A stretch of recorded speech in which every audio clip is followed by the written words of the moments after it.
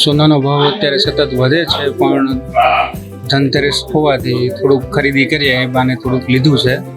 અને અત્યારે થોડુંક માર્કેટ ડાઉન છે, પણ લેવું પડે એટલે થોડુંક લીધું છે.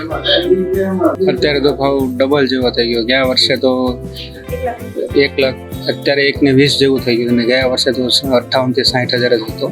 અત્યારે ડબલ થઈ ગયો છે ભાવ.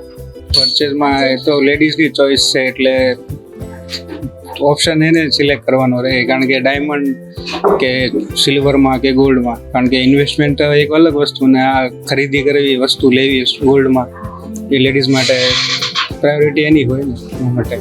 પહેલાં ગોલ્ડનો ભાવ બહુ રિઝનેબલ ગણાતો કે ભાઈ એટલું ઇનફ છે, પણ અત્યારે તો મધ્યમ વર્ગ માટે બહુ હાઈ થઈ ગયું. એટલે બેસ્ટ ઇન્વેસ્ટમેન્ટ તો ગોલ્ડ જ લાગે. પોસિબલ હોય તો ગોલ્ડમાં સેવિંગ કરવું ફ્યુચર માટે સારું છે. બીજા ધંધા કરતા ગોલ્ડ અત્યારે લાગે છે કે સારું છે.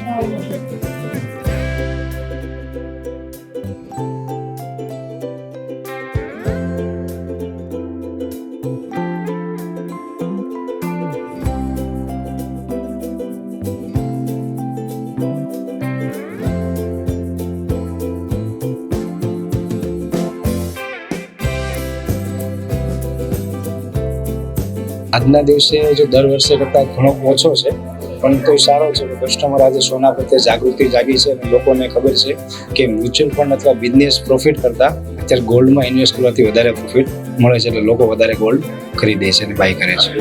બાયરનું ઓછું દેખાવાનું ઘણા કારણો છે.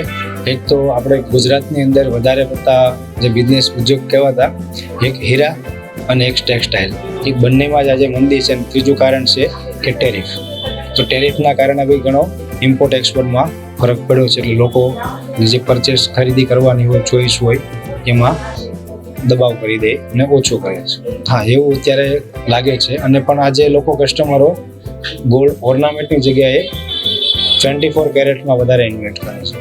વૈશ્વિક લેવલે વેચાણ થતું હતું, એમાં ગ્રાહકો પાસે અત્યારે ઇમ્પોર્ટ અને એક્સપોર્ટની અંદર ફરક પડે છે. રિટેલમાં તો ઓછો ફરક પડે. રિટેલમાં જે ફરક પડે છે એ ઓનલી ફોર આજે વૈશ્વિક લેવલે મંદી છે એનું જ કારણ છે. પહેલાં એવું હતું કે જ્યારે લેબ ગ્રાઉન્ડ ડાયમંડ આવ્યું હતું તો લોકોના શોખ નેચરલમાં નહોતા થઈ શકતા, એ લેબ ગ્રાઉન્ડમાં થવા લાગ્યા હતા. પણ આજે એ લોકોના શોખ એને સિલ્વરમાં ટ્રાન્સફર કરવા પડે એ પોઝિશન આવી ગઈ છે.